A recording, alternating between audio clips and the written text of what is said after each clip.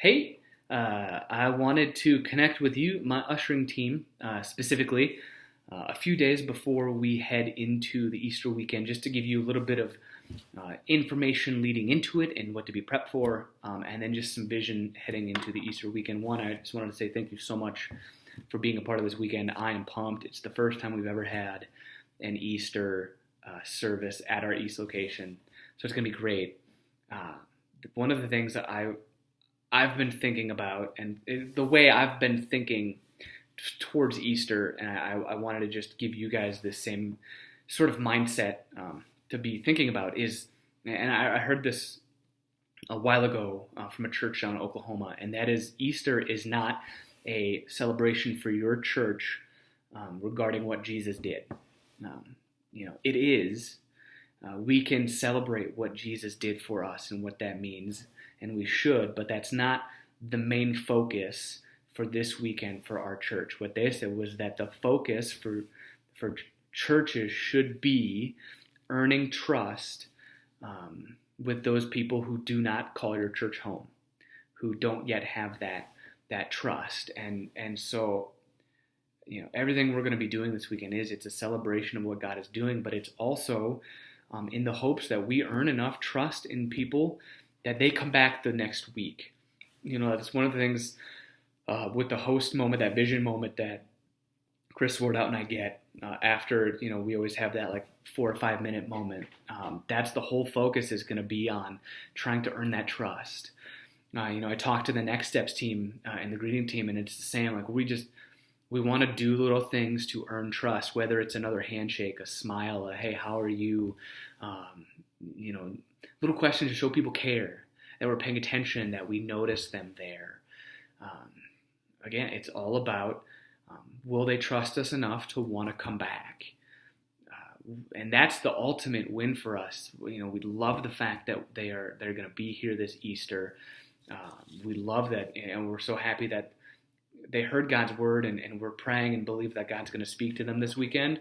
But we want them to make this a part of their life, to choose to follow God, not just once or twice a year, but to find a church home, to find a community where they can begin to walk with God.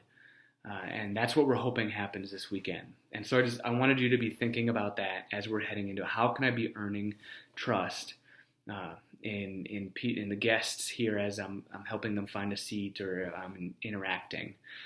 The second thing I just wanted you to be aware of is the fact that we have a lot of people so far that are signed up. Saturday will be kind of a typical actually service. There's right now there's about 250 seats reserved at the 4 o'clock. 6 is a little bit lower, so we'll want to be intentional about making sure like people get to the front so we don't have this huge spread. Right now I think there's like 140, 150 tickets reserved, and we at East normally get about 80% to show up of who reserved the tickets. So mathematically, I'll let you figure that out. Chad, if you're watching this, you can tell everyone because I have no idea. But we get about 80% of the tickets that are reserved actually show up. And so, we have about 250, then about 150 at the 4 and the 6. And so those will feel good. We'll want to be good about keeping people in those front sections. But it's Sunday right now. There's I think it was 416 seats reserved at the 9 a.m. and 488 at the 11.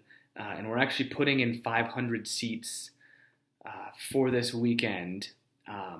But we will sell out at that one. And so while we won't get 500 people to show up, you can bet that we will have, I would not doubt, over 400 people at the 11, which means we're going to have to be really communicating, hey, like we're going to have a ton of people. Would you be willing to scoot in?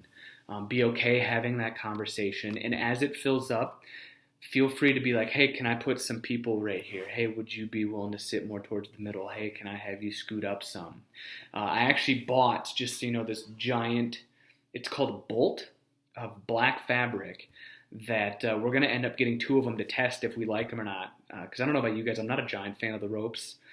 And they don't do a whole lot to stop people from just stepping over them. But we got these big sheets that will actually cover the two back sections, those big back sections at East. But right now we have one of them, and I think we're going to put it out for the back middle section to cover those like 30-some chairs. But we're going to have to do a really good job of keeping everyone up. And then I actually need you guys to be aware, especially on Sunday at the 11, of if, even before worship starts, if we're really packing in, to let me know, and I'll be trying to watch also, so I can actually, I'll get up on stage and I'll say, hey, like, we're going to be starting soon, and we have a ton of people yet coming. Can we all do us a favor? Can we scoot in? And so I will be ready to have that announcement from stage. I just kind of need you guys also to be aware of like, oh, like this may happen. Same with chairs. Like we'll probably have chairs close by for the 11 that if all of a sudden it feels like it's really packing in.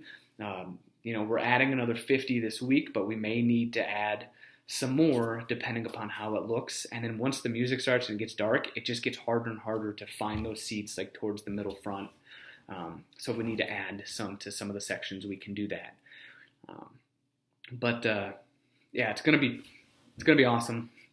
I'm really excited. I'm very appreciative that you guys are here helping out. I'm so thankful for what you guys do.